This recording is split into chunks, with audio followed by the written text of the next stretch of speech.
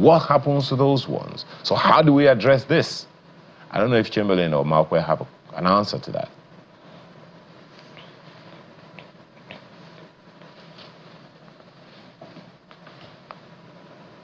So, yes, indeed, what you've seen on the front pages, expectedly all over the place, the cabinet reshuffle and stuff like that is what we are going to talk about in a moment. Well, let's talk about it now, guys. Don't worry. We'll go to that break much later. We've got Dr. Umar Bindir here with us. He's the former CEO, National Office for Technology Acquisition and Promotion. That's NOTA, former coordinator, National Social Investment Program, NSIP, and former SSG2, Adamawa State Government. The man with many caps. Good morning. Thank you for coming on today. Morning. Every time I come here, I get reminded of the former, which is good, I think. Okay, at least currently you're here with us. That's best. Currently sitting here with us. Yeah. So we've looked forward to, well, some activity in terms of reshuffling, but already some say this is minor, maybe not as expected, but it's happened all the same. So if you may have seen, look at those slides now, those who are out and those who are in as the ministers, 5 of them are out, and then 7 new ministers have been appointed into the cabinet. Okay, we can't see that yet, but give us your immediate reaction when you saw this group of ministers who are out and then the ones who came in. Did that capture what you perhaps previously expected to happen? Well, I thank you very much. You know, as they say, soldier come, soldier go, but the barracks remains. So I think when the president came in, he came in with very, very solid vigor and energy. He floated his renewed hope agenda, specifying clearly that he wants to tackle with food security, you know, security, insecurity in science, and so on and so forth. And I think after this 1 year and some few months, he must have reviewed his progress, but he's seeing Nigerians are saying, oh, the food is very expensive, meaning that one of the elements of his renewed hope agenda is limping. And then he sees insecurity here and there is another one, is limping, and so on and so forth. So certainly to renew even his own hope, and then so that it can be able to renew the hope of the hopeless in our country. Renew his own hope? Yes, his hope, yes. Because otherwise, if you're hopeful that you're going to change a country, and then it is not going according to your agenda, you have to review yourself, you renew yourself, and I think these changes are in line with that. So possibly a lot of Nigerians are excited on what is going to come, especially the new ministers, to me, are good. Dr. Jimuke is an excellent lady, very, very hardworking when she was handling the ease of doing business. And now I think this is one of the most square pegs in the most square hole. I hope the hole is deep enough to hold the, if it's still shallow, it's going to drop. So, and then the gentleman from my heart that has been appointed as minister of the new Ministry of Livestock is actually a livestock person. He has cows, he does breeding, he's producing his feed, he's selling milk, and so on and so forth. And he has a very, very close relationship, or he's a Fulani man. Therefore, he can understand some of the agenda behind the creation of the ministry. Again, another round peg in a round hole. So this is, to me, I see it as a review of the energy of the administration, and I hope that they can get up and go to actually answer to the clarion call of the president and make him happy. But there are that some people were looking to see some key impact. For instance, notwithstanding all that's been done and possibly his expectations, what is the power sector agenda of this government? Many people don't seem to grasp it. And then the performance of the Minister of Power. And we say, is that power with expectations or what? Well, I think that is a very big challenge in our country. If you don't have power, I cannot see how you can actually review your performance when it comes to creating jobs, when it comes to creating wealth and raising your head high with what you do. Certainly the minister is a young man. He came to a new environment as a political appointee, as far as I'm concerned. He's trying everything to be as digital as he can. But is it working? Well, you know, it certainly is not working because we're getting power outage all over the place. Every Nigerian is complaining about it. I don't think he's also sleeping comfortably. So if he saved now, I think he should reject himself and be able to, again, work very hard to make Mr. President very happy. Can we fully say that this rejig was based on performance? If ministers like that are still in place? Well, you know, as I said before, the performance, one of the tiniest process of performance assessment was when they were signing all these ministers will sign an agreement with the president. Ministers will take that agreement, sign with the permanent secretaries. Permanent secretary will take that agreement, sign with directors. Directors will take that agreement and sign with his own, the parastatals and so on and so forth. So maybe the wave of changes might actually ripple down to all these levels. We don't know. But certainly, starting with the very top, you may say that, yes, it has a bit of performance, because I don't think anybody will kick out a good performing element of your puzzle. I don't think so. But maybe there are politics in it. Maybe there are some disagreements here and there. But this is an ecosystem. You know, there's not one point that actually will define this is why. There are some people who will complain on some of the ministers that have been said. They believe that they are working very, for example, like the Minister of Education. A lot of people are thinking that it's working well, but it's not just the education now. You have to handle ASU very well. Minister of Labor, if the labor, everybody is working, you have to handle the unions. So elements like that may actually come and join. Look at Minister of Sport, a young man who is very aggressive and he was running up and down, but if you go to Olympics and in Nigeria doesn't perform, people will complain. So that may drain your whole effort and showcase that you are not. So the minister has been changed, and now a new chairman of the commission has been appointed, fantastic young man. I think I was director of sports. He was there, very aggressive when it comes to, at least I know, on football. I'm sure his years and years of experience of management will come, and maybe we can see the difference in these new appointments. It's interesting that the Ministry of Sports was scrapped altogether and now put under the National Sports Commission. So that's what's going to be handling our sports from henceforth. Do you think that will make a difference? Well, you see, Nigerians, you remember, when we talk even about structure, people talk of restructuring Nigeria. Let us go back to the regions. Something tells you that some people don't even know the regions. They have never experienced the regions. They don't know how many regions. But they say, no, let us leave our regions because we're sentimental in terms of tribal and religion and sections and so on and so forth. The same thing with this commission. The commission was the structure that actually, the system when we won gold medals. When we won all this football and the long jump and so on and so forth. So something tells people, let's go back to this, maybe we'll stand a chance. But I can tell you, there's too much water has passed under the bridge. You have to be real. You have to be, having a ministry has its own advantages. But if you have now a parastatal, which is a commission, has its own advantages and disadvantages. But it all boils down to leadership. If the leadership is good, he will partner well, he will work very hard, he will measure, monitor, evaluate, and measure, and chances are that he can be able to perform much, much better than when it was a ministry. I noticed that Chamberlain, when he was talking about it, he said minor changes to the cabinet. Do you think these changes were minor? I think these were minor, to be quite honest with you. You expected something more radical? Of course, because you see, let me tell you, there are three heavy-duty problems for this country. Poverty is one of them, and poverty is very, very high. Some of the policies that we have taken right from the beginning, like, you know, kicking the subsidy out and the naira and so on and so forth, affected common people.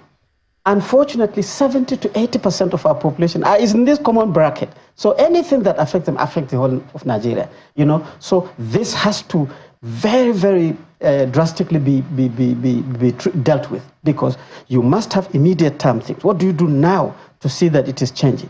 Short term is 2 years. You know, what do you do so that in 2 years people are clapping for you? Medium term, 4 years, one election cycle, and long term possibly when you get a second tenure. I think this should have. So this renewal, you know, we had the rumor that humanitarian ministry was going to be scrapped and so on. But now they have two ministers, and the ministry has survived. These two people have very serious assignments. In addition, you have other poverty creation things like flooding when it comes. Even if you are happy with your car and your animals, flooding will just come and take it, including your house. You will then drop, you and your family. So, what would you advise you, pardon me, for Dr. Nentawe? He is in that humanitarian affairs ministry now. Yes. Yeah, to me, for him, is that first of all, fighting poverty has changed from the primitive way you just go here, you share things, and you clap for yourself, blanket, kekena, and so on and so forth. First, he must be able to be a data person. Second, he must be able to be a partners person. Don't be a true-to-type party person. You don't like this governor because he's PDP or he's ABGA and so. He must be able to synergize with the subnationals. He must be an outgoing person. He should not be an office person. He should every day be able to be seen in the community, seeing things for himself. 4, use a lot of young people. These are people who have energy. They don't mind to sleep in a rural community without a hotel.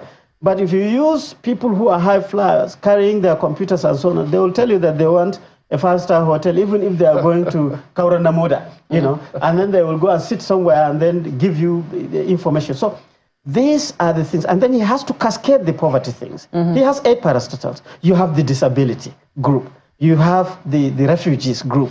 Then you have the generic poor and vulnerable groups. And then you have to not just identify these people, do something creatively to be able to lift. Creating jobs through skills building, through advancing credit must be part of his agenda. Data has to be very, very crispy in his hands because people will expect him to be fair too. Don't be seen as somebody from Plateau State, a northerner, and then people will abuse you. Don't be seen as a Christian, and then the people abuse you. You have to very quickly utilize evidence to make sure that you are moving very well. Measure yourself, evaluate yourself, and change where there is the need. Communicate with people. Tell them what you are doing. Showcase what you are doing. Use the media effectively to make sure that they can go to that village where there is no school structure. They are studying under a tree, but the children are being fed under school feeding program, that kind of thing. You know, so he has a lot of work to do. He certainly does. You know, Chamberlain raised the controversy about the Minister of Power and how at least some people will say he's done some controversial things. Band A, Band B, and bands in general, you know, came under his own administration, so to speak. And some people will say, well, at least, you know, like it or not, at least there's been some talking around him. What do we make of blue economy? Well, you see, anybody who wants to ginger the flexibility and the diversification of the economy, right, has to take all these economies. And blue economy probably has something to do with all the coastal, the water, the other new ideas that people... So the Minister of Blue Economy has to be an active person who is very flexible. But I can tell you the solution to all these economies is synergy. If you think you're going to create your niche, what I observe with new ministers is that when you come, you go back to policy. Have you heard anything about blue economy since the minister was appointed? Well, I think at least we see the blue sky, so the bluing is happening. Well, that's astronomy, not the economy. But the blue economy was supposed to do with maritime, etc. It was hailed as a new oil. When that ministry was created, for those who have advocated for that particular economy in the maritime sector, they said, this is the new oil if we know what we're doing. This, that, you know, we thought, you know, that we were going to see you know, at least talks around the policy, talks around the ideas. It's been total silence. The issue is when you do what we call as the blue chip or the flash drive or the Internet of Things or the machine learning voice, you know, in systems. Every time they speak, they'll be comparing Nigeria and the United States. They compare Nigeria to European countries, which is a total fallacy. Nigeria is Nigeria. America is America. Don't say in America, this happened, therefore it is not going to work here.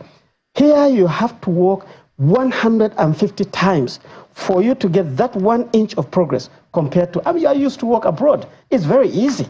Everybody is responsible. They follow the laws. When you say you put something here, you'll come and meet here. Here, people don't follow the law. We are very, I'm sorry to say in bracket, irresponsible. We're indisciplined. So for your professionalism to actually ooze out, based on the experiences you've had anywhere, you have to calm down.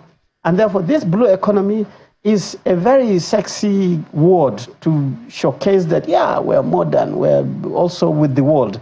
But coming down to the ground to make sure that it's working is totally a different ballgame. So what will you expect from the president next and when, in terms of the quality of the cabinet? Well, I think, Mr. President, first of all, I want to congratulate him for showcasing that this rumor of changing here. No matter what has happened, he's changed. So whether people are pleased and looking forward to things, fine. But I think Mr. President has 3 core areas, as far as I always say. Poverty, Mr. President, is very, very high. And this poverty is multi-sectoral. Anybody who is telling you, oh, multi-sectoral poverty, 130, poverty, there's no poverty that is one sectoral. 2, Mr. President, you have to energize community security system to be eliminated. The kind of insecurity we have now is your brother hunting you using elements of insecurity. So it is all community. All these boys that are kidnapping and killing people, they know them in the community. Enhance your effort, Mr. President. Utilize the traditional structures very, very well to be able to sanitize. And third, Mr. President, corruption also has reached a very, very high level. From even my own security man wants to corrupt me, and every time I leave the house, I feel very unhappy because he tells me things to tell me that, look, oh, things are not to give me more, thinking that I'm making more. I was SSG. People don't believe that I have not stolen money.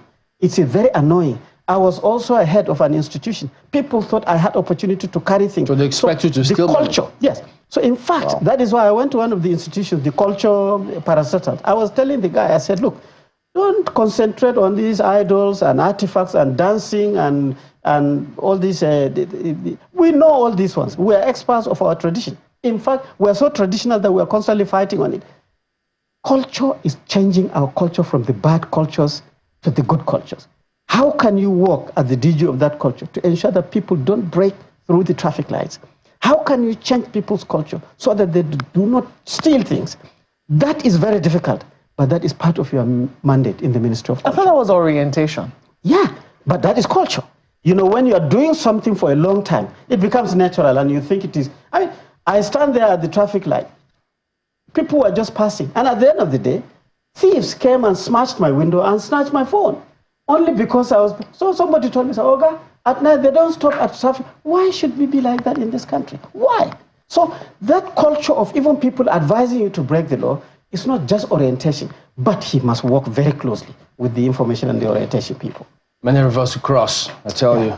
Well, Dr. Bindir, always a pleasure to have you on. I know you're a tight schedule. We appreciate your coming on this morning all the same. Thank you very much. It's always a pleasure. All right, we'll be back in a moment. Don't go away.